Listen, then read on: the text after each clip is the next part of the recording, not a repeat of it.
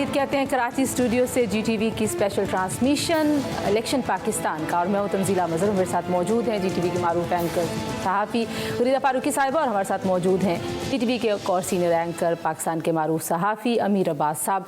हम क्योंकि एक न्यूज़ ब्रेक पे गए थे और उससे पहले जो गुफ्तगू थी वो कहते ना कि टाइम ऐसा है कि जब बिल्कुल उरूज पे मामला पहुँचता है डायलॉग का, गुफ्तगू का, मुकालमे का, तो वहाँ पर ब्रेक का वक्त हो जाता है।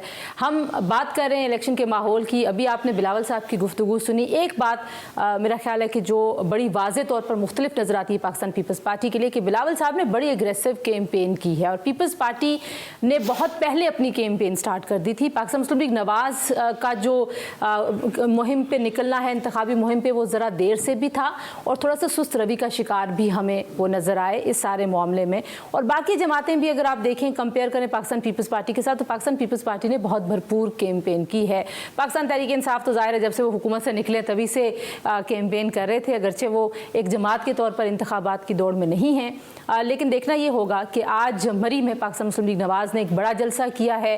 कहाँ पे पाकिस्तान मुस्लिम लीग नवाज़ का निशाना होगा और बिलावल साहब कराची में खड़े होकर भी शेर का शिकार क्यों करना चाह रहे हैं? कराची में तो पाकिस्तान मुस्लिम लीग नवाज़ ने कोई बहुत ज़्यादा बड़े उम्मीदवार भी नहीं उतारे मैदान में, यानी कि जो बड़े नाम थे कराची से पाकिस्तान मुस्लिम लीग नवाज़ के, वो मिफ्ता साहब पार्टी से अलग हो चुके हैं, ज़ुबैर साहब को टिकट दिया नहीं गया, सलीम ज़िया साहब जो पुराने पाकिस्तान मुस्लिम लीग नवाज़ के वर्कर हैं वो हैं, निहाल हाशमी साहब को भी टिकट नहीं मिला। तो जो बड़े नाम हैं वो तो आउट हैं। तो यहाँ कराची में भी बिलावल साहब क्या पंजाब में अपनी इंतखाबी मुहिम को ही चला रहे हैं? ये एक सवाल है, वो भी अपने दोनों कलीग से और जो हमारे साथ मेहमान उनसे पूछेंगे। मेहमानों से आपका तारुफ करवा देते हैं। पाकिस्तान के मारूफ सहाफ़ी, तजियाकार, हम सबके सीनियर जिनसे हम बहुत सीखते हैं, नज़ीर लगारी साहब हमारे साथ मौजूद हैं और SDPI के एग्जीक्यूटिव डायरेक्टर और हमारे बहुत ही काबिल एहतराम डॉक्टर आबिद सुलहरी साहब भी मेरे साथ मौजूद हैं। गरीदा और अमीर अब्बास, आप दोनों की इजाज़त से डॉक्टर साहब से गुफ्तगू का आगाज़ कर लेते हैं। और अगर हम इजाज़त ना दें तो हम आपके पास आ जाएंगे। आपने अपनी मर्जी करनी है ना, फिर तो नहीं अपनी मर्जी नहीं, प्लीज जरूर। डॉक्टर आबिद सुलहरी, जो सियासी माहौल और गुफ्तगू है, साथ एक दूसरे पे जुमलेबाजी है, ताने तिश्ने हैं, धमकियां हैं, आओ मैं तुम्हें देख लूंगा, शेर का शिकार करूंगा और पतंगा जो है उसकी डोर काट दी जाएगी।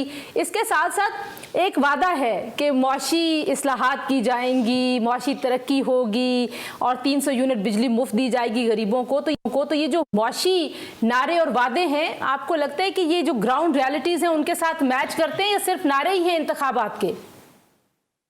देखिए तंजीला, एक चीज़ जो कि इस वक्त तमाम जो मेन स्ट्रीम पार्टीज़ हैं उन्होंने बड़ी क्लैरिटी के साथ कह दी है, वो ये है कि अगर उनकी क़यादत उन्हें कहेगी तो फ़ौरन IMF में चले जाएंगे। तो ये जो क्लैरिटी है ये बहुत इंपॉर्टेंट है। यही बात इसाक डार साहब ने अपने मुख्तलिफ इंटरव्यूज़ में की, ये बात पीपल्स पार्टी के मुख्तलिफ जो रहनुमा है वो भी अपने इंटरव्यूज़ में कह चुके हैं। और आपको याद होगा कि चंद माह पहले, तकरीबन 1.5 माह पहले, जब ये खबर चली थी कि शायद PTI जो है वो अमेरिका में को कैंपेन चला रही है IMF के खिलाफ, तो बैरिस्टर गौहर ने फौरन उसकी तस्दीक की थी और उन्होंने तरदीद की थी और उन्होंने कहा था कि नहीं जी, PTI पाकिस्तान के IMF में जाने के बिल्कुल खिलाफ नहीं और हम इस प्रोग्राम को नहीं होने देंगे। और ये चीज़ जो है ये एक थोड़ी सी जो रियलिस्टिक पार्टीज की अप्रोच बताती है। इलेक्शन में जाहिर है कि कुछ ना कुछ तो आवाम को वादे वईद करना होते हैं, अगर वो भी ना किए जाएं तो फिर कैंपेन किस काम की।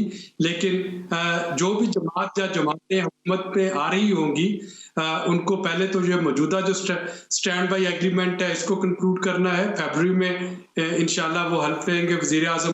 ठीक है, आप कह रहे हैं कि IMF के ऊपर क्लैरिटी आ गई है, सो अब आके ये कोई नहीं कहेगा गरीदा साहबा कि IMF के पास नहीं जाऊंगा, कशकोल तोड़ दूंगा, इस तरह के नारे थोड़े से माइनस होते हुए दिखाई दे रहे हैं। लेकिन पहले मैं चाहती हूँ रैली पे जरा कमेंट कीजिए कि बिलावल साहब ने बहुत एग्रेसिव कैंपेन की है। मूड पाकिस्तान पीपल्स पार्टी का हिज़्ब इख्तिलाफ में जाने का लगता है, आपको भी लगता है? क्योंकि ये तो बिल्कुल रूल आउट कर रहे हैं ना कि हम कोई इत्तेहाद नहीं करेंगे। बिलावल तो वज़ीर आज़म बनना चाहते हैं, मूड तो उनका बिल्कुल भी नहीं। वो तो कह रहे हैं कि मैं वज़ीर आज़म बनूंगा। अपने वालिद को सदर भी बना दिया उन्होंने। अच्छा, सदर भी। अच्छा, ये बहुत इंटरेस्टिंग डिबेट है, इस पे हमें करनी चाहिए कि प्रेसिडेंट ऑफ पाकिस्तान कौन होगा। ये बहुत इंटरेस्टिंग डिबेट है बिकॉज़ कैंडिडेट्स होंगे। देखिए सरदारी साहब भी उसमें कैंडिडेट हैं, मुस्लिम लीग नून के अंदर से भी कोई कैंडिडेट आ सकता है। ये सारी गेम फाइनलाइज होगी कि नंबर्स किसके पास कितने आते हैं, तो 9 या 10 फरवरी को जब हम बात कर रहे होंगे तब वाज़ेह होगा कि कौन इस पोजीशन में है कि अपनी हुकूमत बना सके और अवाम ने जो हुमा है इक़्तिदार का वो किसके सर पे बिठाया है। फिर एक और इंटरेस्टिंग चीज़, आपके सवाल से हट के हम ज़रा बात कर रहे हैं लेकिन बात से बात चूँकि निकलती है, वज़ीर आला पंजाब कौन होगा? कम से कम इस वक्त तक, जब तक कि हम बात कर रहे हैं तंजीला अहमद साहिबा, जो मेरे पास इत्तलात हैं, खबरें आ रही हैं या दी जा रही हैं कि मरियम नवाज होंगी शायद वज़ीर आला पंजाब। मरियम नवाज नहीं होंगी। अलीम खान होंगे? नहीं होंगी। मुझे लगता है अलीम खान होंगे। शहबाज शरीफ, अलीम खान। शहबाज शरीफ नहीं होंगे इस वक्त तक शहबाज शरीफ साहब का अपना मूड भी जो पता चलता है कि वो विफाक में आना चाहते हैं और शायद दीगर का भी मूड यही हो कि उनको विफाक में लाया जाए। अगर वो प्राइम मिनिस्टर नहीं बनते शहबाज शरीफ, तो फिर विफाक में क्या करेंगे? एक फेडरल मिनिस्टर तो इतने बड़े आदमी के लिए जो प्राइम मिनिस्टर रहा है, 3 दफा का चीफ मिनिस्टर, 2-3 मिनिस्ट्री क्या मरियम नवाज इतना बड़ा ओहदा ले रही हैं नून लीग? समझते हैं आपके उनको देखिए, अब आईपीपी को अगर अकोमोडेट किया जाता है और कुछ आज़ाद आईपीपी में डाल दिए जाते हैं और आईपीपी के जरिए से पीएमएलएन का अलायंस बनाया जाता है और फिर गवर्नमेंट दी जाती है, तो फिर हो सकता है पंजाब में अलीम खान को एक और सरप्राइज भी है। अच्छा, वो क्या दे सरप्राइज दे, लेकिन वो सरप्राइज क्या मैं अभी बता दूं तो फिर सरप्राइज क्या रह जाएगा? ये इलेक्शन से बाद वाला सरप्राइज है जिसकी बात करी। हो सकता है कि कुछ तसलसल भी हो जाए। हाँ, मोहसिन नकवी साहब का बगैर इलेक्शन हो सकता है कि बगैर इलेक्शन तो कोई भी कभी भी लड़ सकता है ना। बाई इलेक्शन किसी भी जिमनी इलेक्शन पे लाया जा सकता है। बाई इलेक्शन तो कोई भी लड़ सकता है। लगारी साहब, हम जरा थोड़े से आगे निकल गए।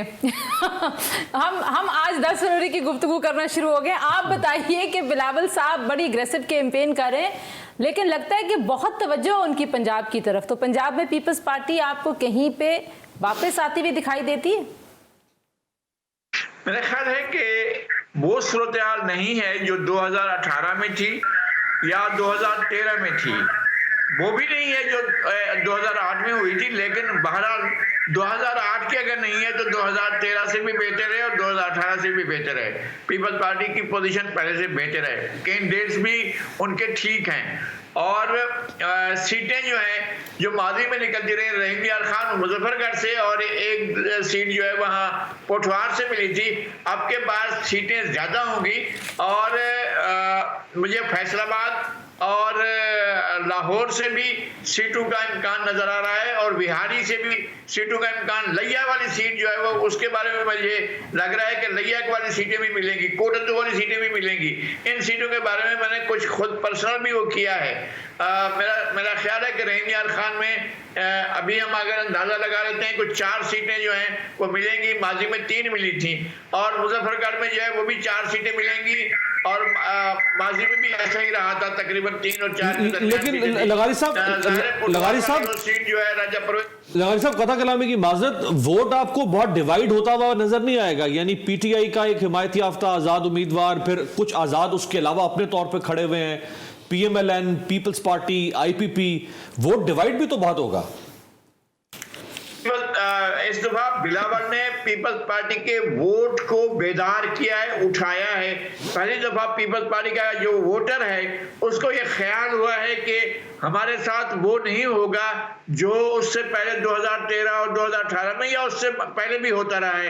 यानी 1990 में क्या हुआ, 1997 में क्या हुआ था, 1997 में तो 18 सीटें पूरे पाकिस्तान में देकर उनको कहा था ये तो आपका ये हिस्सा है। उससे पहले खुद बेनजीर ने मुझे कहा था, वो और टाइटल स्टोरी भी बनी थी इसकी अखबार जहां की कि 45 का हिस्सा लिखकर उसके गिर्द दायरा खींचा गया और कहा कि पीपल्स पार्टी का रिजल्ट है। तो पीपल्स पार्टी को इतनी सीटें मिली हैं वो तो पहले से तय होता था। अब अगर तयशुदा नहीं है, अगर रिजल्ट जो है वो पहले नहीं बना लिए गए या बाद में उस दिन भी नहीं बनाए जा रहे हैं, तो रिजल्ट अगर होता है तो पीपल्स पार्टी का वोट बैंक पहले से ज्यादा पंजाब में। अगर लखारी साहब ये लंबी बातें तो खैर बहुत ज्यादा हो जाएंगी, लेकिन फिर क्योंकि आबिद कयूम साहब से भी सवालात करने हैं, लेकिन लखारी साहब ये बताएं कि क्या बिलावल भुट्टो वजीर आजम बन सकते हैं, बन जाएंगे? आपका एनालिसिस क्या कहता है? 2024 में पूछ रहे 2024 में अभी बनना चाह रहे हैं ना वजीर आजम वो लखारी साहब? नहीं, मैं इस तरह की पेशीन गोई तो मैं नहीं कर सकता हूँ, इसलिए कि इसमें सिर्फ वो एक प्लेयर नहीं है, और भी प्लेयर मौजूद हैं। लेकिन मियां नवाज शरीफ के लिए जो और कौन से प्लेयर, पॉलिटिकल प्लेयर्स या नॉन पॉलिटिकल प्लेयर्स? वो तो 3 सूबों में गए ही नहीं ना। और कौन से प्लेयर्स लखारी साहब, और कौन से पॉलिटिकल प्लेयर्स के नॉन पॉलिटिकल प्लेयर्स? मैं ये कह रहा हूँ कि पॉलिटिकल प्लेयर्स जो हैं वो अपना गेम करते हैं, लेकिन नॉन पॉलिटिकल प्लेयर्स तो असल गेम करते हैं ना। मसला ये है कि शायद ये कह दिया गया। लगारी साहब मैं वापस आती हूँ जो असल गेम वाली जो बात है, लेकिन सुनहरी साहब मैं नहीं चाहती कि मैं आपको सिर्फ जो है ना वो मुआशी जो मंशूर है उस तक महदूद रखूं। सियासी तज्जिया भी आप सुन लें। जी पॉलिटिकल इकोनॉमी और सब जुड़ा हुआ है। और आपको क्या लगता है इलेक्शन जो है वो पाकिस्तान में स्टेबिलिटी लेके आएगा जिस तरह के माहौल में इलेक्शन हो रहा है? अगर ये सवाल नहीं, लगारी साहब आपके पास आती हूँ मैं, जरा आबिद साहब से। हैं वो स्टेबिलिटी नहीं आ रही है। जी ठीक है, मैं जरा आबिद साहब के पास जाऊँ, लगारी साहब को ऑडियो दीजिए होगा और एस्टैब्लिशमेंट का किरदार मिनिमाइज करना होगा। अगर ये कर लिया जाता है और ये अगर बहुत बड़ा है, बहुत बड़ा अगर है, अगर ये कर लिया जाता है तो फिर आगे बढ़ सकेंगे। लेकिन एस्टैब्लिशमेंट का किरदार मेरा ख्याल है कि महदूद करने के बजाय इसी किरदार के अंदर आप कोएग्जिस्ट ना हम लोग, तो वो जरा ज्यादा बेहतर हो सकता है। अगर तो ठीक है, मगर सुनहरी साहब डेफिनेटली हम सुनहरी साहब की तरफ जा रहे हैं। तंजीला, मैं कोई पॉलिटिकल कमेंटेटर तो नहीं हूँ, लेकिन मेरा ख्याल है कि जो इस वक्त सिचुएशन बन गई है उसमें आपके जो PMLN और पीपल्स पार्टी के अलावा जो भी कैंडिडेट हैं वो गैर जमाती बनातों पे वो आज़ाद उम्मीदवार की हैसियत से आ रहे होंगे, और अगर वो जीत भी रहे हैं तो वो इनमें से किसी एक बड़ी पार्टी का इंतखाब कर लेंगे या वो इंतखाब जो है वो करवा दिया जाएगा। तो एज ए पार्टी जो कुछ यानी आप स्टेबिलिटी की अगर बात कर रहे थे तो अपोजिशन में जो भी जमातें हैं जो कुछ उनका जो इंस्टेबिलिटी पॉलिटिकल इंस्टेबिलिटी कॉज करने का जो जवाब हो सकता था वो इलेक्शन से बहुत पहले हो चुका है। और अगर उसमें कोई आपको बड़ी रेजिस्टेंस नजर नहीं आई तो मैं नहीं समझता कि 8 या 9 फरवरी को जब आप रिजल्ट सुन रहे होंगे उसके बाद उसमें कोई रेजिस्टेंस आएगी। और उसकी एक बुनियादी वजह ये भी है कि अगर आप अपने रूरल वोटर्स को देखें तो रूरल वोटर्स अभी भी पंजाब में वो अपनी बरादरी, अपने दड़े बंदियों उन पर आप कह रहे हैं कि नहीं होगी कोई इंस्टेबिलिटी वाला मामला। अमीर अब्बास साहब जो लगारी साहब कह रहे हैं मैं चाहती हूँ उस पर आप जरूर कमेंट करें, फिर मैं गरीदा की तरफ लेके जाऊंगी। अगर और मगर, बड़ी अगर और मगर है। अच्छा, अब आप सब ने अपने अपने वज़ीर आज़म बना लिए हैं। हमने अभी तक कोई भी नहीं बनाया। तो हम तो पूछ रहे हैं, आपने वज़ीर आज़म बनाना है, हमारी क्या मजाल है। चले फिर मुझे बना लेते फिर। चले। अब से कुछ देर पहले इनका वज़ीर आज़म जेल में। अब से कुछ देर पहले ही उर्दू न्यूज़ ने सर्वे किया है 2 दिन बाद होने वाले इलेक्शन पे। 7,159 लोगों से राय हासिल की उन्होंने पूरे मुल्क से। अच्छा। और उन्होंने सैम्पलिंग को बड़ा स्टैंडर्डाइज करके बयान किया कि क्या सैम्पलिंग है। उनके मुताबिक जी 6ठे नंबर पर है MQM, 4% लोग MQM के साथ खड़े हैं। मैं नीचे से ऊपर जाता हूं, अच्छा, वरना सरप्राइज खत्म हो जाएगा जो आप सरप्राइज दे रही हैं। 5वें नंबर पर है जी JUI जिसके साथ 4.4% लोग खड़े हैं।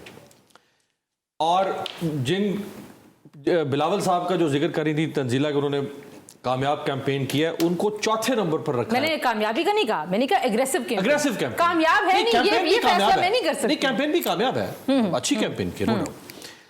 उनको 4थे नंबर पर रखा है लोगों ने। 5.6% लोग पीपल्स पार्टी के साथ खड़े हैं। और हैरानकुन तौर पर मेरे लिए 21.6% लोग जमात इस्लामी के साथ हैं 3rd पे। दिस इज न्यू, ये मेरे लिए। और दूसरे नंबर पर है जी PMLN जिसके साथ 23% लोग खड़े हैं। तो बस बाकी एक ही रह गई। बाकी एक ही रह गई है कैदी नंबर 804, 33.7% लोग पहले नंबर पर PTI के साथ हैं। तो बहरहाल तो ये वोट देने का ट्रेंड सर्वे किया है उन्होंने कि आप वोट किसको देंगे? वोट किसको? अच्छा हाँ, इसी सर्वे में कहा गया है कि वज़ीर आज़म नवाज शरीफ बनेंगे। इस सर्वे में कहा गया है वज़ीर आज़म नवाज शरीफ बने। तो ये जो ट्रेंड है ये मकबूलियत है, ये मकबूलियत है पॉपुलैरिटी का। लेकिन चूंकि सबको पता है कि मकबूलियत कुछ भी हो, कबूलियत के तहत नवाज शरीफ वज़ीर आज़म बनेंगे। अच्छा जी, IRIS के ज़ेर निगरानी भी एक सर्वे हुआ है और उसके भी मैं चाहती हूँ कि ये IRI कम्युनिकेशन वो भी कहीं से निकाल लिया उन्होंने पंजाब में राय आमा का एक सर्वे उन्होंने किया जी। और उसके मुताबिक जो फरवरी मार्च 2023 से जनवरी 2024 तक जो दर्जा बंदी है सियासी जमातों की उसको देखा गया है। और PTI की जो अवाम में मकबूलियत थी वो 43% से कम होकर 35% हो गया। आपने 33 कहा ना, मुझे याद आ गया कि और PMLN की मकबूलियत में इजाफा देखने में आए सर्वे के मुताबिक, जो कि 31% से बढ़कर 43% हो गई है। ठीक है, तो स्वैप कर गई है पंजाब। अच्छा, ये जलसे जो आपको नजर आते हैं ना इलेक्शन दिन के नजदीक नजदीक, ये बड़े अहम होते हैं क्योंकि एक होता है undecided vote, swing voter, swing vote, बहुत से लोग डिसाइड नहीं कर पाते, तो ये उनको कैपिटलाइज करने के लिए, उनको कैप्चर करने के लिए ये जलसे बहुत इंपॉर्टेंट होते हैं। और पाकिस्तान तो में अब आखिरी स्विंग के वोटर क्या सोच 2-3 रहे हैं? दिन जो होंगे ना, इसमें वो जो अनडिसाइडेड वोटर है वो अपना वोट बनाएगा, माइंड बनाएगा कि मैंने किसको वोट देना है, मैंने PTI को देना है, नून को देना है, पीपल्स पार्टी को, जमात इस्लामी को, वगैरह वगैरह। वो तो ये बड़े डिसाइसिव जलसे हो रहे हैं। स्विंग वोटर्स का मामला ये हम लगारी साहब के पास लेके जाएंगे, एक ब्रेक ले लें, ब्रेक के बाद वापस आते हैं जी, और पूछते हैं अपने तमाम पैनलिस्ट से और अपने आप से भी, कब तक डिसाइड कर चुके हैं या कल रात जब कैंपेन खत्म होनी है तब डिसाइड करेंगे। हमारे साथ रहिए।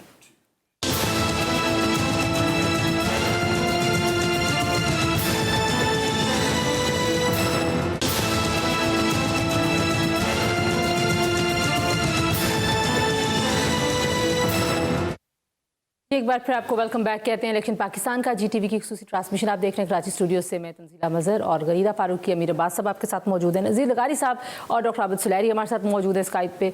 लगारी साहब, ब्रेक पर जाते हुए यहाँ पे स्विंग वोटर्स का जिक्र होता है और गरीदा साहब ये कह रही थी कि ये जो 2 दिन है आखिरी, ये बड़े अहम है, और ये जो जलसे जुलूस हैं और जिस तरीके से रैलियाँ हैं, मरी में नून लीग ने एक बड़ा जलसा किया, बिलावल साहब यहाँ पे रैलीज और MQM के लोग भी रैलीज कर रहे हैं, तो आपको लगता है कि स्विंग वोटर आज के हालात में क्या फैसला करेगा, किन चीजों से अट्रैक्ट होगा पॉलिटिकल पार्टीज की तरफ?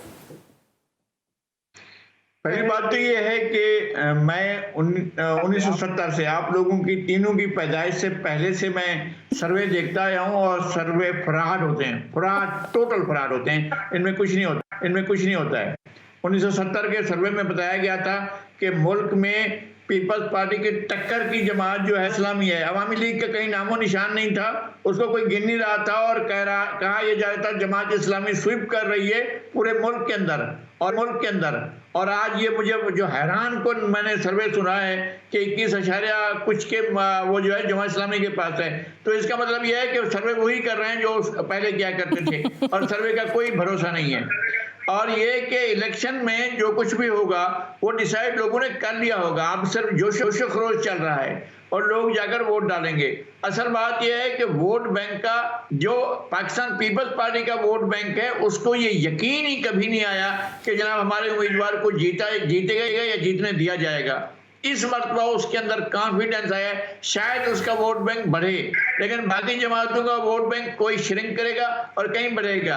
अगर ये साबिक वजीर आजम की पार्टी मैदान में होती तो पूरे का पूरा नतीजा मुख्तलिफ हो सकता था, लेकिन अब वो उस सूरत हाल में नहीं है, तो उसके वोट बैंक के अंदर फैली हुई मायूसी जो है वो उसको वोट अपना पोलिंग स्टेशन जाने से रोकेगी, और वो शायद पोलिंग स्टेशन में ना जाए, और कुछ भी कहा जाए वो पोलिंग स्टेशन के लिए एक कम तादाद में निकलेगा। और ये तस्वर जो किया जा रहा है कि बड़ी फोर्स बनकर, अच्छा ये भी अजीब बात लग रहा है। अच्छा, ये भी अजीब बात है। मैं आप दोनों के पास नुक्ता लेके आऊंगी, लेकिन आबिद साहब, आपको लगता है कि कोई आखिरी वक्त तक भी वोटर्स फैसला कर रहे होते हैं और उसमें ये जो मंशूर नाम का एक डॉक्यूमेंट है, ये कोई रोल प्ले करता है? में तो बहुत ज्यादा प्ले नहीं करता, वहां पे तो कम से कम अगर पंजाब के रूरल एरियाज को देखें तो बरादरी और धड़ेबंदी जो है वो इम्पोर्टेंट रोल प्ले करती है। अर्बन एरियाज में कुछ लोग होते हैं जो कि इन मैनिफेस्टोज पे बिलीव भी करते हैं और समझते हैं वाकयातन के अगर उनकी पसंदीदा सियासी जमात को मौका मिला तो उस मंशूर पे अमल करेगी, लेकिन जो प्रीडोमिनेट आपका रूरल वोटर है उसके लिए ना तो उसने कभी मंशूर को उस तरीके से उसको एक्सप्लेन किया गया है, ना उसका कोई असर पड़ता है। उनका एक अपना फैसला होता है और वो यही फैसला होता है। तो मेरा ख्याल है इसलिए मंशूर बड़ी देर से आए हैं। सही आप कह रहे हैं, मंशूर देर से आने की वजह ये गरीदा लगारी साहब का नुकता बड़ा अहम है। वो कह रही है फ्रॉड होते हैं सर्वेज, हम इन पे बड़ी बहस करते हैं और आपको पता है ब्रेकिंग न्यूज़ भी चलती है, और अमीर अब्बास साहब ने कितने देखे सरप्राइज दिया हमें। लगारी साहब हमारे सीनियर हैं और वाकई हमारी पैदाइश से पहले की वो सहाफ़त कर रहे हैं और सियासत पे उनकी नज़र है, लेकिन इसी एहतराम के साथ मैं डिसएग्री करूंगी नज़ीर लगारी साहब के साथ, क्योंकि सर्वे सिर्फ पाकिस्तान नहीं दुनिया भर में आते हैं और ये पब्लिक पल्स बता रहे होते हैं, हतमी फैसला नहीं बता रहे होते। वोटर का मूड इलेक्शन के दिन क्या हो सकता है, तब्दील हो सकता है। अब मेरे दिमाग में एक बड़ा नुक्ता आया, मैं आपसे पूछूं, दुनिया भर में ना कहीं आपसे ये नहीं कहा जाता कि असली शहद है, यानी हम लिखते हैं असली शहद और खालिस दूध की दुकान। तो ये जो प्रोडक्ट क्या होता है, तो ये जो सर्वे है ये असल है, दुनिया में शायद असल होता है। हम कहते हैं शहद की बोतल अंदर होता कुछ और है, हम कहते हैं पीर का दम पानी है, बोतल कहीं और चलिए, वापस आइए, असली और खालिस की बात हो रही है, सर्वे असली है, असली और खालिस की बात फिर एकदम हो जाता है, दम भी असली और खालिस होता है। लेकिन बहरहाल सो ये अमेरिका तक में होता है, यूके तक में होता है। अभी इस दफा कुछ 20-25 मुल्कों में इलेक्शंस हो रहे हैं इस साल 2024 में, और सब में ये सर्वेस आने का सिलसिला जारी है। पाकिस्तान में सर्वेस के उलट अक्सर रिजल्ट क्यों नजर आता है? क्योंकि यहाँ पे और बहुत से फैक्टर्स कंट्रीब्यूट करते हैं, इलेक्शन के दिन पर, इलेक्शन से पहले, इलेक्शन के बाद। लेकिन मैं अगर आपकी इजाज़त से सुलहरी साहब से पूछना चाहती हूँ, बिकॉज बतौर पाकिस्तानी उनका इंटरेस्ट तो है सियासत में, लेकिन वो हमेशा बड़ी सच्ची खरी दो टोक बात करते हैं बगैर लगी लपटे रखते हुए। तो सुलहरी साहब ये बताएं कि इस वक्त जो महंगी बिजली की सूरत हाल है, जितने गैस के महंगे बिल आ रहे हैं, पेट्रोल जितना महंगा हो रहा है, फूड इन्फ्लेशन जो हालत को पहुँच गई है, कोई भी हुकूमत आके 6 महीनों में रिलीफ दे सकती है कि नहीं दे सकती? बिल्कुल ऐसा नहीं हो पाएगा, क्योंकि जैसा मैं पहले कह रहा था, जो भी हुकूमत आएगी उसको IMF का एक नया प्रोग्राम जो है वो निगोशिएट करना है। 15 अप्रैल को ये प्रोग्राम खत्म हो जाएगा। अगर ये प्रोग्राम निगोशिएट नहीं होता तो फिर रुपए की कदर को नीचे गिरने से कोई नहीं रोक पाएगा। तो यानी कि ये जो दावे किए जा रहे हैं सुलहरी साहब के 300 यूनिट मुफ्त बिजली, 200 यूनिट मुफ्त बिजली, ये हो पाएगा या सिर्फ इलेक्शन के नारे हैं? अगर तो कोई टारगेटेड सब्सिडीज का प्रोग्राम निकाला जाता है जिसमें कि बड़ा कैलकुलेटेड तरीके से बेनिफिशरीज जो हैं वो NSCR का डाटा हो, प्रोग्राम का या कोई और डाटा हो जिसपे कि IMF, वर्ल्ड बैंक कन्विंस है, तो फिर तो उनको शायद कुछ रिलीफ मिल सके। अदरवाइज कोई भी जमात जो है, अगर जो PTI उसको भी मौका दे दिया जाए, जो कि पॉपुलर इस वक्त आपको वोट नजर आता है, तो मेरा नहीं ख्याल कि उनमें से कोई भी कर पाएगा। किसी के पास भी मेरे पास सब, मैं चाहती हूँ आप भी सवाल कर लीजिए, लगारी साहब के कमेंट पे कुछ कहना चाहते हैं, और सुलहरी साहब से पूछ लेते हैं कि चैलेंज बड़ा क्या होगा जो भी आएंगे। कह रहे मुफ्त बिजली तो नहीं आप दे सकते शायद। बिल्कुल सही है, मेरा ख्याल उन्होंने, सुलहरी साहब ने एक रियलिस्टिक तस्वीर सामने रखी है। सियासतदान तो देखे विंडो शॉपिंग करवाएगा आप मैं ये भी दे दूंगा, तनख्वाहें भी डबल कर रहे हैं, मुकाबला चल रहा है ना। अच्छा, एक ने कहा मैं 100 यूनिट दूंगा, अगले ने कहा नहीं मैं 200 दूंगा, तीसरे ने कहा नहीं मैं 300 यूनिट फ्री दूंगा। ठीक है, तो ये तो विंडो शॉपिंग हो रही है। लगारी साहब, जिस तरह आपने सर्वे के बारे में फरमाया, तो 1970 के इलेक्शन में पीपल्स पार्टी पंजाब में ज्यादा आगे थी बनिस्बत सिंध के। हालांकि भुट्टो साहब का ताल्लुक सिंध से था, बनी भी खैर पंजाब से पीपल्स पार्टी, अब वहां आगे निकल गई, सिंध में कम सीटें मिली पीपल्स पार्टी को। सर्वेज बहरहाल आज अब बहुत एडवांस्ड हो गए हैं, अब जो जिस मैकेनिज्म से किया जाता है वो मैकेनिज्म बहुत एडवांस्ड है, गैजेट्स का इस्तेमाल किया जाता है, लेकिन फिर भी पाकिस्तान में बाइसेस ज़रूर हैं। अभी इस तक तो मैं आपसे इत्तफाक करता हूं कि सर्वे करने वाले इदारे भी इन्फ्लुएंस्ड हो सकते हैं, लेकिन हम बिल्कुल आउटराइटली रिजेक्ट तो नहीं कर सकते सर्वेस को। लगारी साहब, सर्वे की बात कर रहा हूं, जो कुछ सर्वे माजी में हुए हैं, बहुत कम ऐसा हुआ है कि वो सर्वे उसी के मुताबिक हुए जो उन्होंने नताइज दिए होंगे। ऐसा नहीं होता है, नताइज बरअक्स होते हैं। अच्छा, एक बात ये कि जो अथॉरिटीज मैनिपुलेशन करती हैं या जो रिगिंग करती हैं, शायद उनको सूट करता होगा कि इस तरह के सर्वे पहले दिए जाएं और उसके बाद जो है वो नताइज उसके मुताबिक बने जाए। मैं तो एक बात और भी अर्ज करता हूँ, वो ये होता है कि पाकिस्तान इंतखाबी नतायज जो है वो बनाए जाते हैं, वो ऐसा नहीं होता है कि जो लोगों ने वोट दिया है उसको किया जाए। ये बात बिल्कुल सही है कि बाज़ पार्टियों का वोट बैंक एक सो जाता है और वो समझता है कि मेरा वोट डालना न डालना बराबर है। और मुझे ये इस सर्वे को मुझे कहाँ से ये बात आएगी, लॉजिकल होगी, कौन से मंतक से ये बात आएगी कि जनाब ये सारे लोग जो हैं, मौलाना फजलुर रहमान भी पीछे रह गए और MKM भी पीछे रह गई, जमात इस्लामी जंप कर गई है। वो कौन सा ऐसा मुझे तो उम्मीदवार समझ नहीं आ रहे हैं।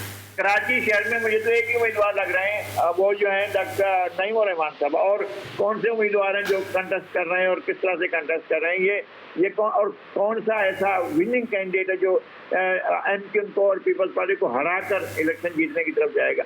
तो मैं समझता हूँ कि ये सर्वे बहरहाल जो बिलीव करना चाहें करें, मेरा तजर्बा बिल्कुल मुख्तलिफ है। मैंने ये अच्छा, देखा आपने था। कुछ हलकों का जिक्र किया, हम उस पर भी वैसे ब्रेक पर जाने से के बाद एक्चुअली उस पर बात कर पाएंगे, लेकिन आप इस साहब मैं क्विकली आपसे पूछना चाहती हूँ ब्रेक पर जाने से पहले कि एक ये भी तासुर है कि एक मजबूत हुकूमत अगर आएगी तो हमारे जो मुआशी फैसले हैं और जो SIFC जो फैसले कर रही है उनकी कंटिन्यूटी इंश्योर हो सकेगी। आपको लगता है कि बड़े मैंडेट की हुकूमत ये कर पाएगी?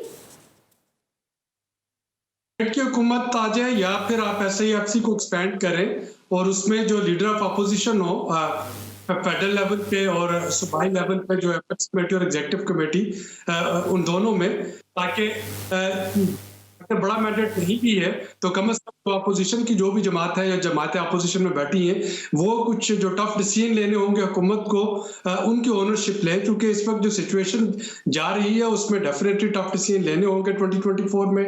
और अगर उन पे सियासत आएगी और हुकूमत उन सियासत के दबाव में आके उन फैसलों में इनकंसिस्टेंसी आई और पीछे हटेगी तो वो मईशत का बड़ा संगीन लॉस होगा। अच्छा, मैं फिर एक तोता वाला सवाल करने लगी हूँ आप दोनों से। गरीदा पहले क्विकली आप ब्रेक पर जाने तोता फाल वाला तोता और फाल निकालें, बताएं हंग पार्लियामेंट होगी, कोई बड़ी मेजॉरिटी लेके आएगी जमात कोई? इस वक्त जो बातें हो रही हैं वो यही लग रहा है कि जी एक हंग पार्लियामेंट होगी, एक मखलूत सी हुकूमत होगी, लेकिन हतमी तौर पे कुछ नहीं कहा जा सकता। लेकिन हम जो देख रहे हैं कि 2018 से जो एक हाइब्रिड सिस्टम का फार्मूला चलता आ रहा है और अब शायद पाकिस्तान बहुत मुश्किल से उस हाइब्रिड फार्मूले से निकल सके। उसको आप हाइब्रिड कह दें, उसको आप को एग्जिस्टेंस का फार्मूला कह दें, उसको आप जो भी नाम मर्जी नाम, मखलूत सी जो कहा है ना, मखलूत सी होगी।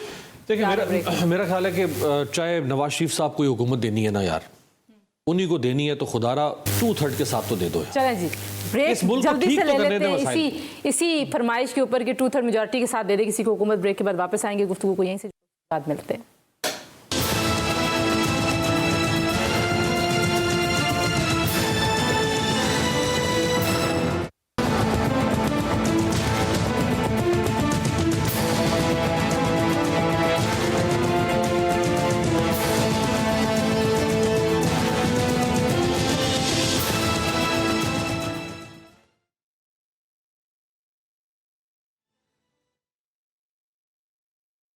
इलेक्शन पाकिस्तान का और इलेक्शन पाकिस्तान का जो होना है उसके लिए वादे वईद आज भी बड़े ज़ोरों शोर से जारी हैं। 2 दिन के बाद वोट डालने वालों ने अपना हक इस्तेमाल करना है, लेकिन अभी बिलावल भुट्टो जरदारी साहब जो रैली से खिताब करते करते मुख्तलिफ मनाजिल पर रुक रहे हैं और वहाँ पर बातचीत कर रहे हैं, तो ब्रेक में आपने सुना कि उन्होंने कुछ बातें की हैं बड़ी अहम। उन्होंने कहा जी कि 17 वजारतें जो हैं वो मैं बंद करूँगा वफाक में, और क्योंकि जाहिर है एक तरफ जो आपको पता है कि ये कॉन्स्पिरेसी चल रही है कि 18वीं तरमीम जो है उसको शायद रिवर्स करने की सोच पाई जाती है कहीं पे, और पाकिस्तान मुस्लिम लीग नवाज हो सकता है कि उस रिवर्स करने के हक में हो, अगरचे पाकिस्तान मुस्लिम लीग नवाज ने ऑन रिकॉर्ड कहा है कि हम ऐसा नहीं करना चाहते। फिर उन्होंने ये भी कहा जी कि 300 सोलर यूनिट जो भी गरीदा पहले बात करी थी कि कैसे देंगे आप, और उसके अलावा उन्होंने कहा 30 लाख, पहले उनका 10 लाख, उनका नहीं 30 लाख घर बनाऊंगा। तो ये वही वादे हैं जो माजी में भी होते रहे हैं। क्विकली अगर आप बता दें कि कैसे देख रहे हैं आप इस तकरीर को? गवर्नमेंट को तो श्रिंक होना चाहिए, ये तो बिलावल साहब जो कह रहे हैं मैं टोटली उसको सपोर्ट करता हूं कि हमारा इतना बड़ा नॉन डेवलपमेंटल एक्सपेंस है, सरकारी मुलाजमीन, फिर उनकी तनख्वाहों के, फिर उनके पेंशन्स के, फिर वहाँ पे लीकेजेस बहुत ज़्यादा होते हैं, फिर फ्रिक्शन होती है बिला वजह। आपने दर्जा चारूम से लेके और नाइब कासिद और पता नहीं कौन कौन से, कहाँ दुनिया में आज इस तरह का कॉन्सेप्ट है, ये सारा ख़त्म होना चाहिए। ऑब्वियसली वहाँ से जो वो कह रहे हैं 1000 या 1200-1500 अरब, वो वहाँ से कम होगा तो वो फिर सूबों के पास जा सकता है ना पैसा। अब या तो आप खुद वेल्थ जनरेट करें, वो आप कर नहीं सकते, एक्सपोर्ट्स आपकी है नहीं है। अच्छा, ऊपर के सतह पे तो गरीबा ये बातें अच्छी लगती हैं, लेकिन जहाँ पे ये पैसे नीचे भेजने हैं यानी कि डेवोल्यूशन करनी है, बलदियाती निजाम, वहाँ पे सारे ही NFC पे तो ठीक है आपको, लेकिन PFC का जवाब देते हुए जो है ना वो सबको जो है वो मुंह में छाले पड़ जाते हैं। आपने कहा कि वादे वईद हो रहे हैं, अभी तो सिर्फ वादे हो रहे हैं, वईद पता चलेगी इलेक्शन के बाद कि जो आपके साथ वादे किए हैं अब उसका जो है ना वो डाउनफॉल पड़ेगा अवाम के ऊपर। लेकिन अनफॉर्चुनेटली ये पाकिस्तान की हिस्ट्री है। बिलावल भुट्टो साहब बातें बहुत अच्छी कर रहे हैं। इनका जो स्लोगन है ना, चुनो नई सोच को, तो वाकई जो बातें उन्होंने की हैं, यूथ कार्ड की बात नई बात है, बहुत अच्छा है, लेकिन यूथ कार्ड के अलावा भी जो मैं कल भी शायद गुजारिश कर रही थी कि नौजवानों को चाहिए रोजगार।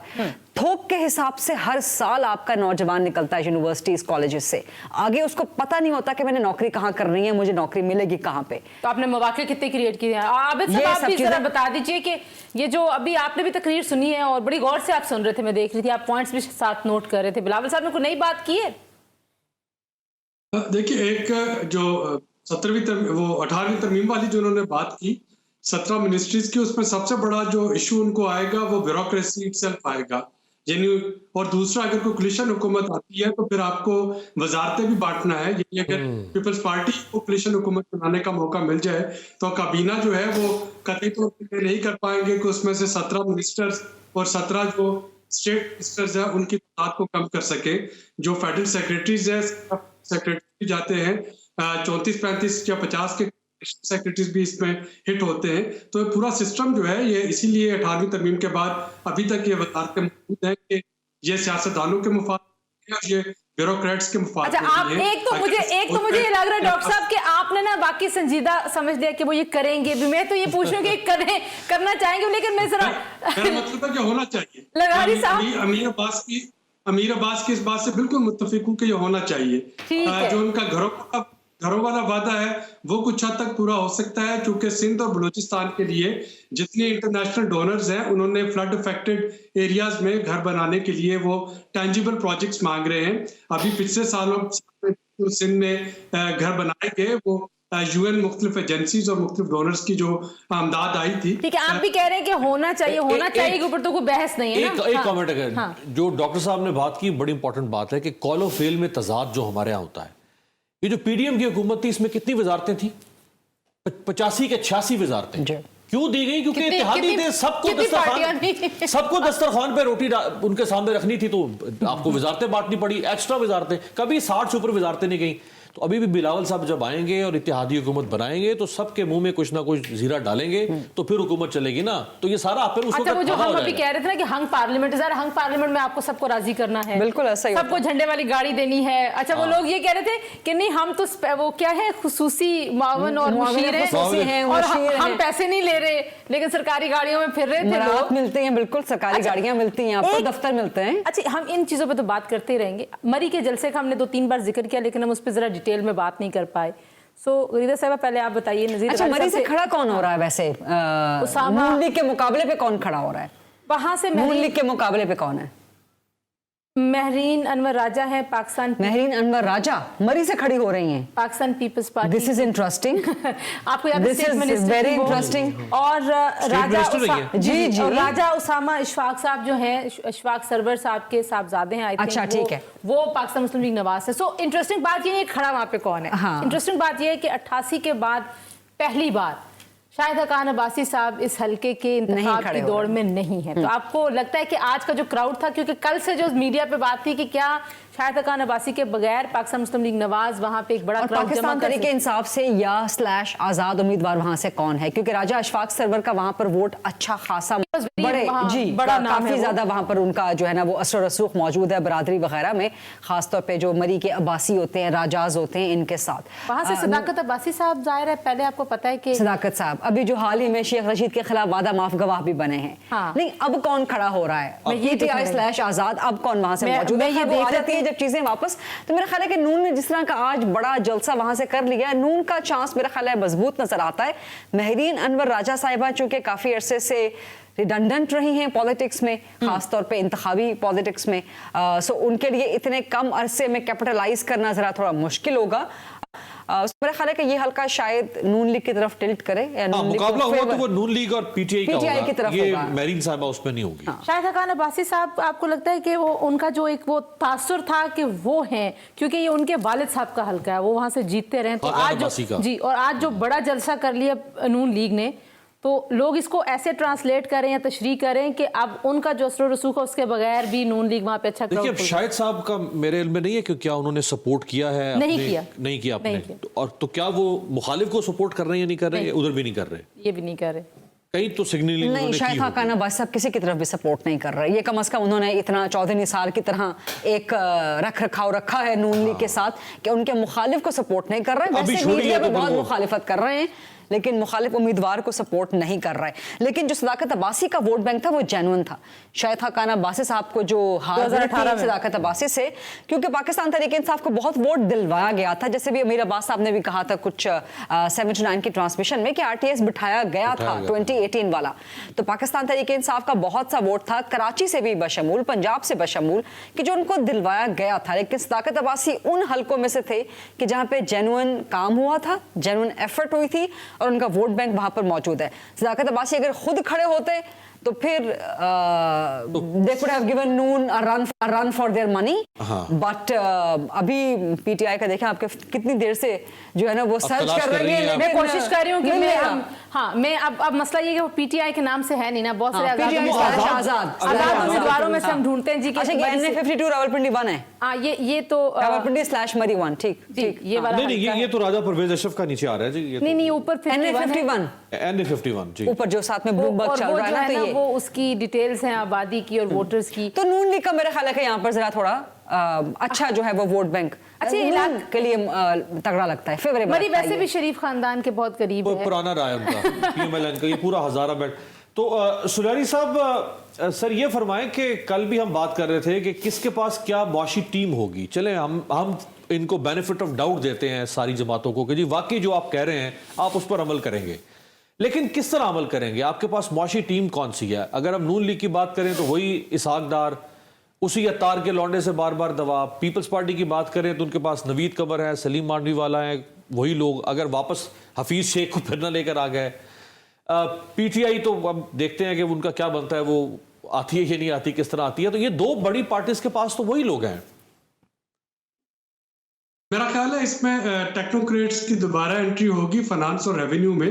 कोई भी फाइनेंस मिनिस्टर हो, जैसे कि पीडीएम में भी आपने देखा कि इसहाक डार साहब को सपोर्ट करने के लिए दो जो थे SCPMs उनको दिए गए। इसी तरीके से अभी केयर टेकर सेटअप में भी गो के बहुत एक्टिव नहीं थे डॉक्टर वकार मसूद, लेकिन डॉक्टर शमशाद अख्तर साहबा के साथ डॉक्टर वकार मसूद जो है वो मौजूद है। तो मुझे यही फार्मूला जो है वो आगे जाता हुआ नजर आता है कि जो भी फाइनेंस मिनिस्टर होंगे उनके साथ 2-3 टेक्नोक्रेट्स होंगे। एक जो है वो रेवेन्यू साइड को देखे, एक जो फाइनेंस साइड को देखे। और ये अभी तक जो फार्मूला है देखने में आया है कि शायद ये ज्यादा वर्क है, क्योंकि जब आप ब्यूरोक्रेट्स को, कोई रिटायर्ड ब्यूरोक्रेट टेक्नोक्रेट्स उनके साथ अटैच करते हैं तो शायद उनकी बात समझना उनके लिए एक दूसरे की आसान हो जाती है और फंड उसमें बातचीत करना जो है वो ज्यादा आसान लगता है बजाय इसके कि वो पॉलिटिकल जो है स्लोगन उनको आगे चैलेंज करें। तो वकार मसूद भी तो वही है ना जो पिछले 10 साल से बतौर सेक्रेटरी खजाना, फिर मुख्तलिफ हुकूमतों के साथ, इमरान खान के साथ भी, पीडीएम के साथ डॉक्टर साहब का नाम लेते हैं और भी बहुत सारे लोग हैं जो वही हैं और वो कहीं ना कहीं एडवाइजर बने ही रहते हैं किसी न किसी इदारे में। जी मैं वही कह रहा हूँ ना कि वो टेक्नोक्रेटिक सेटअप जो है फाइनेंस मिनिस्टर के साथ वो मौजूद होगा। जो मुझे लग रहा है कि एक SCPM आपको फाइनेंस के मिल जाएंगे, एक SCPM रेवेन्यू के मिल जाएंगे, और फाइनेंस मिनिस्टर कोई भी हो वो जो दो SCPM साहबान या साहिबा होंगी वो साथ में काम कर रहे होंगे। अच्छा, एक तो बड़ी इंटरेस्टिंग चीज़ है, मैं चाहती हूँ कि उस पर हम थोड़ी सी बात करेंगे। एक छोटा सा जो इंटरव्यू शाजिया मरी साहिबा का वो चलाते हैं। आज मैं सांगड़ गई थी और सांगड़ का हल्का शाजिया बहुत अरसे के बाद पाकिस्तान पीपल्स पार्टी को जीत के दिया। 2 बार वो वहाँ से MNA रही हैं, तो उनकी एक गुफ्तगू सुनते हैं। वापस जनरल इलेक्शन जीता है जी, और पहली बार पीपल्स पार्टी ने वो हल्का वहाँ से निकाला। वहाँ पे GDA और फंक्शनल लीग बहुत टफ मुकाबला देंगे शाजिया मरी साहिबा को। बहरहाल आज हम उनकी कैंपेन देखने गए थे थोड़ी देर के लिए और उनसे बातचीत भी की है। वापस जब आऊँगी तो एक बड़ी इंटरेस्टिंग बात कमर दिलशाद साहब ने कही है, गरीदा और अमीर अब्बास वो कह रहे हैं जी कि 169 अगर हम ख्याल और आज़ाद उम्मीदवार हूँ तो वो अपना कायदे ऐवान खुद चुन सकते हैं। तो इसमें कुछ बात करते कोशिश करेंगे, उनको टेलीफोन भी करें। 172 चाहिए होते हैं ना, अब 169 अब 169 ठीक है, 69 69 और 79 169 ठीक है, तो 2-3 इधर से मिला के तो जो ये बात है इस पे जरा बात करते हैं। लेकिन आइए पहले आपको लेके चलते हैं सांगड़। शाजिया मरी साहिबा पाकिस्तान पीपल्स पार्टी की मरकजी सेक्रेटरी इत्तलात हैं और साबिक वफाकी वजीर हैं। देखते हैं वो क्या बात करें। ऐसे लग रहा है कि पीपल्स पार्टी कह तो रही है कि हम हुकूमत बनाएंगे, लेकिन साथ साथ एक बड़ी अपोजिशन की तैयारी में भी है। आप अलायंस नहीं करेंगे पाकिस्तान मुस्लिम लीग नवाज से, क्योंकि लाइकली लगता है कि मियाँ साहब जो हैं वो पंजाब में मैदान मार लेंगे? देखिए, पीपल्स पार्टी ने कभी इक़्तिदार के लिए सियासत नहीं की। इसका मैं आपको बड़ा करीब में जो वाक़या है उसका सबूत दे सकती हूँ कि चार्टर ऑफ डेमोक्रेसी में जो कतगन लगाई गई थी एक डिक्टेटर की तरफ से कि आप 2 मरतबा से ज़्यादा नहीं बन सकते, ये उसका ख़ुद साख्ता फ़ैसला था। ये डेमोक्रेटिक फ़ैसला नहीं था कि कोई इसने मशावरत करके ये फ़ैसला नहीं किया, तो उसने मुसल्लत किया था। तो हमने एक कमिटमेंट की थी उस चार्टर में कि हम इसको ख़त्म करेंगे, लेकिन बदकिस्मती से उस स्टेज तक पहुंचने से पहले ही शहीद मोहतरमा की शहादत वाक़या हो गई। तो हमारे लिए तो जो बेनज़ीर साहिबा थी वो कैंडिडेट थी वज़ीर आज़म की, हमारा नारा ये था कि वो वज़ीर आज़म बनेगी, लेकिन हमने अपने वज़ीर आज़म के कैंडिडेट को खो दिया। बावजूद इसके जरदारी साहब ने चार्टर ऑफ डेमोक्रेसी की वो कमिटमेंट पूरी की। हमें तो पता था कि हमारा कैंडिडेट अब नहीं है, तो हमने in the interest of democracy किया। तो इक़्तिदार कभी हमारी मंजिल नहीं है। हमारी जो मंजिल है या हमारा जो मिशन है वो लोगों की खिदमत करना है। शहीद जुल्फ़िकार अली भुट्टो ने रोटी कपड़ा और मकान का नारा लगाया, आज उनका नवासा भी यही बात कर रहा है, क्योंकि आज मुल्क के हालात उसी नहज पर आ गए हैं जहाँ रोटी कपड़ा और मकान अभी भी लोगों की ज़रूरत है। गुर्बत में इजाफा हो गया है, महंगाई जो है वो रिकॉर्ड की है इस वक्त, बेरोज़गारी बहुत ज़्यादा है। तो वो तो कह रहे हैं कि जी मेरा तो टारगेट कोई जमात या शख्स नहीं है, मेरा टारगेट है तारीखी महंगाई, गुर्बत और बेरोज़गारी। अब अगर नवाज शरीफ साहब को लगता है कि ये जंग जो है सीट हासिल करने की है या इक़्तिदार हासिल करने की है, तो ये उनकी सोच है। एक सिंध में बड़ी डेवलपमेंट हुई है, अल्ताफ़ हुसैन साहब ने कल अपने उम्मीदवार नामज़द कर दिए हैं। कैसे देखती है पाकिस्तान पीपल्स पार्टी के लिए कुछ चैलेंज बड़ा हुआ है, क्रिएट हुआ है? क्या समझती हैं आप कि इससे क्या इम्प्लीकेशन होगी वोटर डिवाइड होने पे, वोट बैंक पे? ऑनेस्टली तंजीला, बिकॉज़ हम हल्के की पॉलिटिक्स में इतना ज़्यादा इस वक्त इनग्रॉस्ड है कि हमने इस तरफ ख़बर सुनी होगी लेकिन तवज्जो नहीं दी होगी। देखिए, पाकिस्तान पीपल्स पार्टी अपने मंशूर पे इलेक्शन लड़ रही है, पाकिस्तान पीपल्स पार्टी अपनी कारकर्दगी पे बात कर रही है। जो दूसरे लोग हैं उनको भी मौका तो बहुत मिला ना, कराची में 80% मालिक थे और बड़े। जी, शाज़िया मरी साहिबा की गुफ्तगू आपने सुनी है। जी, सांगड़ के हल्के से 209 से वो इलेक्शन लड़ी है। यहाँ पर एक ब्रेक लेंगे, ब्रेक के बाद वापस आएंगे, कुछ बात हम करेंगे आज़ाद उम्मीदवार अपना मुस्तकबिल का फैसला कैसे करेंगे आइन के मुताबिक। कमर दिलशाद साहब से भी बात करने की कोशिश करते हैं। ब्रेक के बाद हमारे साथ रहिए।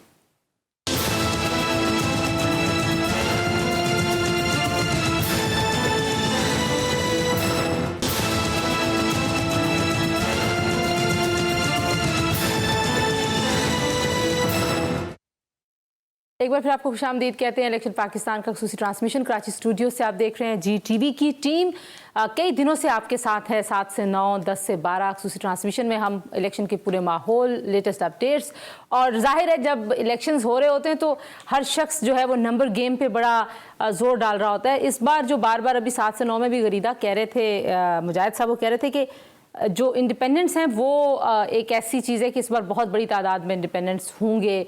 और मैं ब्रेक पर जाते हुए कहती कि कमर दिलशाद साहब कह रहे हैं कि अगर 169 इंडिपेंडेंट और हम ख्याल लोग हों तो वो अपना कायदे ऐवान यानी कि वज़ीर आज़म मुंतखब कर सकते हैं। और 3 दिनों में पार्टी उन्होंने ज्वाइन करनी है आज़ाद उम्मीदवारों ने।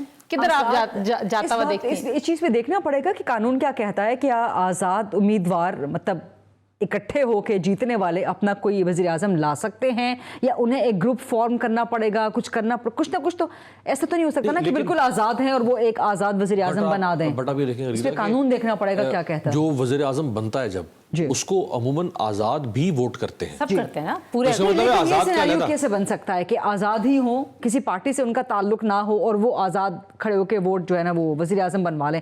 ये जरा एक अजीब सी सिचुएशन है। यानी कि जो पार्लियामान में कोई बंदा और वो कहे कि मैं भी कायदे, अगर एक बंदा है फॉर एग्जांपल एक आज़ाद उम्मीदवार है और वो कहे कि मैं भी कायदे ऐवान यानी कि वज़ीर आज़म का मैं कंटेस्ट करना चाहता है, एक कंटेस्ट कर सकता है। लेकिन जो शायद पहले बात कर रहे थे ना कि जी आज़ाद, लेकिन लेकिन कॉम्बिनेशन क्या बनेगा? वो कोई पार्टी होगी, वो आज़ाद बैठे होंगे लोग, आज़ाद बैठे एमएनए की कैपेसिटी में ना, एक एमएनए की कैपेसिटी में, एक वोट की कैपेसिटी में वो बैठेगा ना। लेकिन ज्यादा बड़ा सवाल ये है कि आज़ाद उम्मीदवार किस तरफ जाएंगे? 3 दिनों में उन्होंने पार्टी भी ज्वाइन करनी है अगर वो करना चाहें। तो आपके ख्याल में ये लोग जिन्होंने इतने सख्त हालात में, बिलखुसूस में पीटीआई के हिमायत याफ्ता लोगों की बात कर रही हूँ, अगर वो जीत के पार्लियामेंट में पहुंचते हैं, क्या फैसला होगा उनका? देखें, एक तो पैसा बहुत चलेगा, 3 दिन में लोग अमीर हो जाएंगे। बिल्कुल होंगे। पहले होता रहा ना, देखिए 2018 में भी पीटीआई में लोगों को शामिल करवाया गया, उससे पहले भी पैसे चलते हैं। जहांगीर तरीन साहब हैं, वो आईपीपी कोशिश करेगी। अब फयाजुल हसन चौहान तो पहले कह चुके हैं कि हमारी बात हो चुकी है, ये सारे आज़ाद लोग हमारे पास आएंगे। अच्छा, सबसे? जी, चौहान साहब भी कह चुके हैं हमें। और पैसा चलेगा, इसके अलावा प्रेशर चलेगा। गरीदा आप कह रही थी पहले कि पैसा और प्रेशर दोनों, पी फॉर पैसा, पी फॉर प्रेशर, दोनों। P for Pakistan, P for Pakistan, तो ये पाकिस्तान के लिए, पाकिस्तान के लिए, वोट पाकिस्तान के लिए, इलेक्शन पाकिस्तान का। ये पी हो गया तो पीपल्स पार्टी, पीपल्स पार्टी की तरफ भी जाएंगे। हमने ये बात नहीं की कि पैसा, पावर, पाकिस्तान, पीपल, हमने ये बात नहीं की, हम जनरली बात कर रहे हैं। लेकिन एक आपकी इजाजत से आपके सवाल का जवाब अगर छोटा सा मैं देना चाहूँ, कम से कम अक्सरियत आज़ाद की तहरीक इंसाफ के साथ नहीं रहेगी। अच्छा, ये मुझे नजर आ रहा है, ये मेरी रीडिंग है। लेकिन जहां वो जाएंगे ना, वो बड़ा अहम है। जाएंगे किसके पास? अब सब कह रहे हैं, बिलावल कह चुके हैं कि हम आज़ाद के साथ मिलकर हुकूमत बनाएंगे, नून कह चुकी है कि हम आज़ाद को अपने साथ मिलाएंगे। और ये होता है 8 के बाद जब पता चलेगा ना कि किसकी तरफ टिल्ट हो रहा है, वोट का नंबर किसकी तरफ ज्यादा है, तो आज़ाद पंछी फिर वहीं उड़ते हैं, वो बसेरा फिर वहीं का करते हैं। क्योंकि जाहिर अभी जो अमीर अब्बास साहब बात कर रहे थे ब्रेक में भी, अच्छा हम ब्रेक की बातें ऑनर भी कर देते होते हैं वैसे। हम मेरी बात ही बताई आपने, अपनी बात बताई, मूड में चल रहे थे, कोई बात नहीं, ब्रेक में अपनी बात बताए, मेरी नहीं बताया, मैं क्या कह रहा था। हम बहुत सी बातें कर रहे होते हैं जो नहीं भी बताने वाली होती, हम फिल्टर करके आप तक पहुंचा रहे होते हैं। तो बात क्या हो रही थी? बात ही हो रही थी कि जो आज़ाद हैं जी, वो आप कहीं भेज रही थी उनको, तो कहाँ भेज रही थी आप? ज्यादा तहरीक इंसाफ के साथ वो नहीं रहेंगे, ये मुझे नजर आ रहा है सूरत हाल इस हद तक। देखिए, अच्छा उसमें एक और बड़ी दिलचस्प, जो ये कह रही है ना कि उस दिन देखा जाएगा, एक बड़ा दिलचस्प सिनेरियो शुरू होंगे तो किसकी तरफ। मैं आपके सामने एक दिलचस्प सिनेरियो रखता हूं। अगर शेख रशीद सीट जीत लेते हैं, अगरचे मुश्किल है चूंकि वोट डिवाइड हो रहा है, पीटीआई उनको कंटेस्ट कर रही है, वोट डिवाइड, उसका फायदा हनीफ अब्बासी को हो सकता है। अगर वो जीत लेते हैं तो अवामी मुस्लिम लीग पार्लिमानी पार्टी बन जाएगी। शेख रशीद को वज़ीर आज़म तो नहीं बनवाने लगे आप? आजाद लोग पीटीआई के, अवामी मुस्लिम, उनको एक पार्टी भी चाहिए ना। अच्छा, एमडब्ल्यूएम चूंकि इनके साथ सपोर्ट कर रही है पीटीआई के अलायंस में। अच्छा, सिर्फ शेख रशीद कलम दबाद पे नहीं है, शेख राशिद शफीक भी हैं, और शेख राशिद की पोजीशन अच्छी है शेख रशीद की निस्बत। जी बिल्कुल, शेख रशीद की, क्योंकि शेख रशीद तो जेल में चले गए ना अब। हाँ, वो तो शेख राशिद अभी बाहर ही हैं, कैंपेन कर रहे हैं। अच्छा, कोई एक भी अगर दोनों में से आ जाएगा तो पार्लियामानी पार्टी नहीं, लेकिन क्या पीटीआई के लोग कलम दवात में जाएंगे? जबकि इमरान खान ने जो बातें की हैं अभी शेख रशीद के बारे में, और डिफेंड किया कि मैंने टिकट क्यों नहीं दिया, या मैंने उनके मुकाबले पे क्यों खड़ा किया, उनको उसूली मौक़िफ़ नहीं मिल रहा। नहीं, आप उसूली मौक़िफ़ पे लेंगे पीटीआई के, आप क्या नहीं उनके साथ नहीं रहेंगे? मैं समझता हूँ कि शेख रशीद के साथ, ये बात आपकी दुरुस्त है, उसूली मौक़िफ़ आप वापस ले गए उनको उसूली मौक़िफ़। मैं समझता हूँ कि पीटीआई ने शेख रशीद साहब के साथ ज्यादती की है। उन्होंने जो इंटरव्यू दिया बनिस्बत बाकी लोगों के, उन्होंने बहुत ग्रेसफुली इमरान खान पर क्रिटिसिज्म किया। जैसे फारूक हबीब ने या उस्मान डार ने, उन्होंने तो डायरेक्ट इमरान खान पे एलिगेशन लगा दी। ये तो वो बातें आप बता रहे हैं ना, या उन बातों की बुनियाद पे जो कि ऑन एयर या पब्लिक या रिकॉर्ड पे आ गई, रिकॉर्ड पे आई, हाँ। जो नहीं रिकॉर्ड पे आई, बट चलिए बातें पहुंच जाती है ना, मुमकिन है, वो मुमकिन है। लेकिन अगर हम on the face of it पहुंच गई होंगी, पहुंच गई होगी, but on the face of it अगर हम देखें तो शेख रशीद को मुनीब फारूक ने काफी प्रोव करने की कोशिश की। आखिर में खैबर पख्तूनख्वा, परवेज खटक साहब, अच्छा खैबर पख्तूनख्वा में जो खबरें हैं वो ये हैं कि परवेज खटक साहब वज़ीर आला खैबर पख्तूनख्वा होने के बहुत स्ट्रांग उम्मीदवार हैं। मुझे समझ नहीं आती, ज़ाहिर है वो भी फिर आज़ाद उम्मीदवारों पे तकिया करके बैठे। खैबर पख्तूनख्वा में बड़े सरप्राइजेस मिलेंगे, काफ़ी सरप्राइजेस मिलेंगे, और पाकिस्तान तहरीक इंसाफ को वहाँ से जीतना मुश्किल होगा। बावजूद इसके पीटीआई के लिए जीतना मुश्किल होगा, पीटीआई के लिए, जो पीटीआई इमरान खान वाली पीटीआई है ना, उनके लिए जीतना मुश्किल होगा या बना दिया जाएगा। क्योंकि अफगानिस्तान के सूरत हाल की वजह से मुझे नज़र नहीं आता कि खैबर पख्तूनख्वा में पाकिस्तान तहरीक इंसाफ की हुकूमत बनेगी या बनने दी जाएगी। एक मखलूत हुकूमत वहाँ हो सकती है, वज़ीर आला परवेज़ खटक भी हो सकते हैं। अच्छा, परवेज़ खटक साहब अपनी सीट निकाल जाएंगे बिकॉज उनका बहुत असर रसूख है। अब जो पीटीआई इमरान खान वाली है वो बड़ा उनका मजाक उड़ाती है, उनकी जिसामत वगैरह के हवाले से बॉडी शेम करती है, जो कि खैर मुनासिब बात है। लेकिन पाकिस्तान तहरीक इंसाफ इमरान खान वाली केपी में बनाने में परवेज खटक का बहुत बड़ा हाथ है। ये नया नाम अब दे दिया, आजाद उम्मीदवार पीटीआई के हिमायत याफ्ता पीटीआई इमरान वाली। क्या केपीके में आपको लगता है देखिए परवेज खटक के खानदान को जेयूआई जो है ना वो आपने देखा उस तरह से कैंपेन करती हुई आपको दिखाई नहीं दी, और उनकी कल हम डीआई खान का हल्का डिस्कस भी करते, मौलाना साहब की पोजीशन को बहुत ज्यादा अच्छी नहीं नजर आई। वहाँ अली बिन गंडापुर बहुत आगे जा रहे हैं। परवेज खटक के खानदान को खैबर पख्तूनख्वा का शरीफ खानदान कहा जाता है बिकॉज ऑफ फैमिली पॉलिटिक्स, और सारे हैं इलेक्शन में सब है। अच्छा, एक दूसरे के खिलाफ भी कंटेस्ट कर रहे होते हैं, उनके भाई लियाकत खटक उनके खिलाफ है। अगर आप नौशहरा जाएं तो मैं चूंकि नौशहरा कई दफ़ा मैंने प्रोग्राम किया है, नौशहरा में चीज़ें बहुत अच्छी नहीं है। अगर आप हेल्थ केयर को देख लें, स्कूल्स को देख लें, तो परवेज खटक ने वहाँ को बहुत अच्छा काम नहीं किया हुआ। लेकिन चूंकि वो इलेक्टेबल हैं, बहुत बड़े अरसे से चले आ रहे हैं, डिस्ट्रिक्ट नाजिम रहे हैं नौशहरा के, पीपल्स पार्टी के ज़माने से बड़े चीफ मिनिस्टर रहे, बहुत एक हाई प्रोफाइल हो गए, फेडरल मिनिस्टर बन गए, डिफेंस मिनिस्टर बन गए। जैसे गरीदा कह रही हैं, अब अगर कोई कुछ और बार-बार आप क्यों कहते हैं जैसे गरीदा, आप जो कहना चाहते हैं वो क्या? नहीं, मैं उन्हीं के उस एनालिसिस को आगे लेके चल रहा हूँ कि अगर कह रही हैं कि आप मेरे कंधे पे रख के बंदूक क्यों चला रहे हैं? आप बंदूक के सामने खुद क्यों नहीं आ रहे? मैं मैन बिहाइंड द गन हूं। तो देखिए, अगर अब इस दफा बहुत इस्तेमाल हो रहा है ना, तो अगर तो इलेक्शन अगर तो मिजाज यार में अगर आए तो परवेज खटक साहब सीएम बन जाएंगे। मुश्किल है। अच्छा, मेरा अंदाजा है कि सरप्राइज हो सकता है। अब ये सरप्राइज परवेज खटक के बनने की सूरत में भी हो सकता है, ये सरप्राइज पीपल्स पार्टी के वज़ीर आला की सूरत में भी हो सकता है, बावजूद इसके कि उनके वोट इतने ज्यादा तो उम्मीदवार ही नहीं है वहाँ पे बहुत ज्यादा, अपने ना हो, लेकिन हो सकता है कि बाकियों को आसपास इकट्ठा करके। तो ये खैबर पख्तूनख्वा में आपको सरप्राइजेस इस बार उन्होंने आसमा अरबाब को टिकट नहीं दिया, अरबाब आलमगीर को टिकट दिया। केपी में सरप्राइजेस मिलेंगे, पाकिस्तान में सबसे ज्यादा सरप्राइजेस आपको केपी में मिलेंगे। और जो एक इस्लामाबाद की 3 सीटों की भी जल्दी से मैं बात कर लूं कि ओवरऑल सिनेरियो इस्लामाबाद में आपको क्या बनता दिखाई दे रहा है? नून लीग, क्योंकि पीटीआई वहां से भी जो पीटीआई के हैवी वेट्स थे वो नहीं है अब मैदान में, तीनों नए लोग हैं। हाँ, शुएब शाहीन है, अच्छा मुस्तफ़ा नवाज खोखर भी अच्छी उनकी वर्किंग हो रही है, दुरुस्त बात है, उनकी अच्छी वर्किंग है। और मुस्तफ़ा नवाज का अपना वोट बहुत है, अपना वोट भी है, उनकी बरादरी का लोकल है ऑब्वियसली वहां से। फिर जो उनका स्टांस रहा है वो स्टांस बहुत प्रो पीटीआई या क्लोज टू पीटीआई रहा है।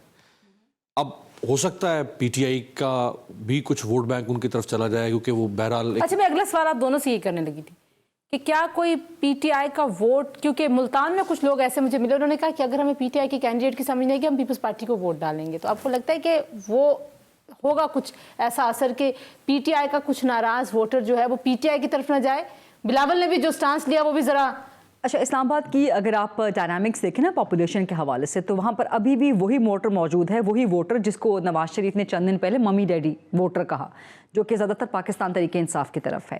तो बावजूद इसके कि इस्लामाबाद में पीटीआई के यंग कैंडिडेट्स हैं, यंग तो खैर नहीं, मतलब गैर मारूफ कैंडिडेट्स हैं, पहली बार खड़े हुए हैं, लेकिन इस्लामाबाद की 3 सीटों पर नून वर्सेस पीटीआई मुकाबला होगा और अच्छा मुकाबला हो सकता है। अंजुम वकील साहब को दिया है टिकट। जी, अंजुम वकील साहब हैं, हालांकि वहां से शानी शाह टिकट लेना चाह रहे थे, फजल चौधरी हैं, और तीसरे जो है उनका नाम फिलहाल मेरे जहन में नहीं आ रहा। एक राजा खुरम नवाज हैं जो पीटीआई के एमएनए थे, लेकिन अब वो आजाद हैं, लेकिन खड़े हो रहे हैं, आईपीपी की सपोर्ट है। सो पीटीआई का अभी भी इस्लामाबाद में वोट मौजूद है अभी भी। सो वो एक टफ टाइम, मतलब इस्लामाबाद में आपको बहुत टफ मुकाबला देखने को मिलेगा। राजा परवेज अशरफ के भाई को टिकट दिया है वहां पे, इमरान अशरफ। जी, इमरान अशरफ को इस्लामाबाद से। इस्लामाबाद से सवाल ही पैदा नहीं होता। इस्लामाबाद में मुकाबला आपको नून वर्सेस पीटीआई का नजर आएगा। पीपल्स पार्टी आपको इस्लामाबाद में नजर नहीं? पीपल्स पार्टी नहीं, पीपल्स पार्टी रावलपिंडी में मुख्तार अब्बास वाली जो सीट है वहां पर अच्छा मुकाबला देखने में आएगा।